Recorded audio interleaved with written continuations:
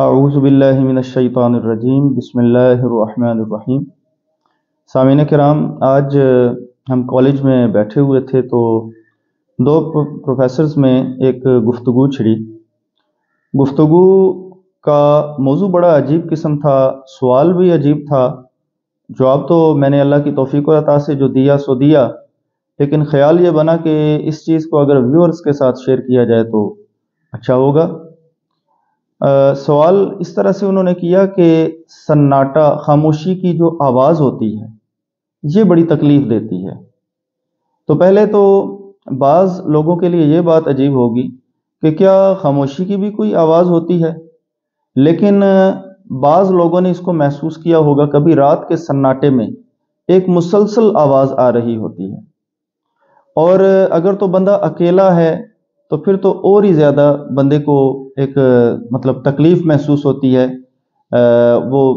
اگر اس طرف توجہ کرنی شروع کر دے بندہ۔ اصل میں معاملہ یہ ہے کہ ہم اکیلے ہوں یا محفل میں ہوں، جو اصل ہم پر فرض بنتا تھا وہ تو تھا اللہ کے ذکر کا، اس کو یاد کرنے کا۔ تو جب ہم نے اس فرض کو فراموش کیا تو ہم پر اس طرح کی چیزوں کا غلبہ ہوا۔ خاموشی سے ہمیں کیوں تکلیف ہونا شروع ہو گئی، ہمارا محفل سے کیوں جو ہے وہ دل زیادہ مانوس ہونا شروع ہو گیا۔ اگر ہمارا دل اللہ سے مانوس ہوتا، اگر ہمارا دل اس کی یاد سے مانوس ہوتا، اگر ہمارا دل اس کے ذکر سے مانوس ہوتا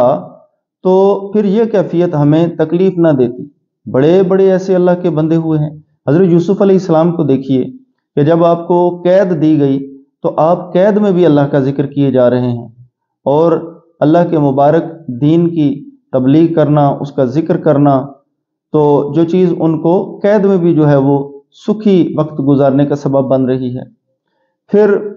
مختلف پرسنالٹیز کو دیکھیں تو انہوں نے تکلیف کو، امام احمد بن حنبل رحمۃ اللہ علیہ کو دیکھ لیجئے کہ جب قرآن مخلوق ہے یہ فتنہ چلا، لوگوں نے کہنا شروع کر دیا، اور خلیفہ بھی اس میں آ گیا، اس فتنے میں گرفتار ہو گیا۔ علماء سو نے اس پر بہت زیادہ ایسا غلبہ کیا کہ خلیفہ بھی اس چیز کا قائل ہو گیا کہ واقعی قرآن مخلوق ہے، اور خلیفہ اس قدر قائل ہوا کہ اس نے بہت سارے علماء کو قتل کرایا۔ تو امام احمد بن حنبل رحمۃ اللہ علیہ کا یہی کہنا تھا کہ قرآن اللہ کا مخلوق نہیں ہے، قرآن اللہ کا کلام ہے، یعنی کہ جس طرح اللہ قدیم ہے، اس کی ابتدا نہیں، اس کی انتہا نہیں، وہ ازلی ہے، تو قرآن کریم بھی اللہ کی شان کے مطابق چونکہ اس کا کلام ہے تو یہ بھی قدیم ہے، تو قرآن مخلوق نہیں۔ اس پاداش میں، اس جرم کی پاداش میں آپ کو تقریباً 1000 کوڑے لگائے گئے، لیکن آپ نے اس کو بھی برداشت کیا کہ یہ میرے رب کی رضا ہے۔ عارف کھڑی رحمۃ اللہ علیہ سے پوچھے تو وہ کہتے ہیں کہ دکھ صدا سکھ گاہے گاہے، سکھ انا تو وارے، دکھ قبول محمد بخشا راضی رہن پیارے۔ تو ہم نے اپنے رب سے وہ جو ایک لو لگانے کا سلسلہ تھا وہ ہم اس طرح سے لگا نہ سکے، جس کی وجہ سے ہمیں خاموشی جو ہے وہ تکلیف دیتی ہے۔ اقبال رحمۃ اللہ علیہ کا ایک بڑا خوبصورت کلام ہے، اس میں اقبال فرماتے ہیں کہ ہے عاشقی میں رسم الگ سب سے بیٹھنا، بت خانہ بھی حرم بھی کلیسا بھی چھوڑ دے، سوداگری نہیں یہ عبادت خدا کی ہے، اے بے خبر جزا کی تمنا بھی چھوڑ دے۔ تو اس میں جو اقبال نے کہا نا کہ جو بت خانہ بھی حرم بھی کلیسا بھی چھوڑ دے، یعنی اپنے رب کے ساتھ اکیلا ہو۔ جب اپنے رب کے ساتھ اکیلے ہوں گے، ہمارے والد بزرگوار الحمدللہ وہ دبئی کے سفر کے دوران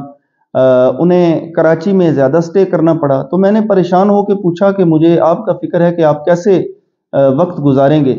تو ان کا کہنا کچھ یوں تھا کہ جب اللہ تعالی ہمارے ساتھ ہے، وہ جانتا ہے، تو جب اس کا ذکر ہمارے ساتھ ہے تو پھر پریشانی کیسی؟ تو یہ کیفیت جب بندے کو حاصل ہو جاتی ہے تو کوئی خاموشی کی آواز بندے کو تکلیف نہیں دے سکتی، اور تنہائی میں بھی اپنے رب کے ساتھ بندہ ایسا ضبط قائم کر سکتا ہے کہ یقین کیجئے کبھی اس کی شان میں بندہ سوچ رہا ہو، کبھی اس کے قرآن میں سوچ رہا ہو، کبھی اس کے حبیب کریم صلی اللہ علیہ وسلم کی کسی نعت کو سوچ رہا ہو، نبی پاک صلی اللہ علیہ وسلم کی صفات کو سوچ رہا ہو، آپ صلی اللہ علیہ وسلم کی صورت کو، آپ صلی اللہ علیہ وسلم کی سیرت کو سوچ رہا ہو، تو یہ سناٹا اور یہ خاموشی یہ ہمارا کیا بگاڑے گی؟ ہم کبھی اپنے دل کی آواز سن لینا کہ ہمارا دل اپنے رب کے ساتھ کس طرح سے ہو کی ضربیں لگا کے اپنے رب کے ساتھ کنیکشن پیدا کرتا ہے۔ آج سے تقریباً یہ غالباً کو 2003-4 کی بات ہے، مجھے میرے مرشد خانے حضور سیف الرحمن مبارک پیر ارشی مبارک نور اللہ مرکدہ، آپ کے مبارک آستانے پر جانے کا کرم عطا ہوا، تو وہاں مختلف اہل اللہ آئے ہوئے تھے، اولیاء اللہ آئے ہوئے تھے۔ ایک اللہ کے ولی کو میں نے دیکھا کہ وہ مجھ سے کوئی تقریباً 8-9 فٹ کے فاصلے پر بیٹھا ہوا ہوگا، لیکن اس کے لطائف کی جو کیفیت تھی، جو اس کی روحانی اور باطنی کیفیت تھی، وہ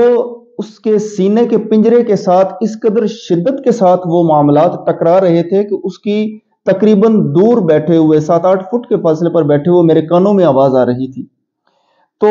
اس قدر یعنی کہ اس کا ذکر جاری تھا، اس کا قلب جاری تھا، اور وہ اپنے رب کے ساتھ اس قدر خوش تھا۔ ایک شاعر کہتا ہے کہ انگلیاں کانوں میں دے دے کے سنا کرتے ہیں، خلوت دل میں عجب شور ہے برپا تیرا۔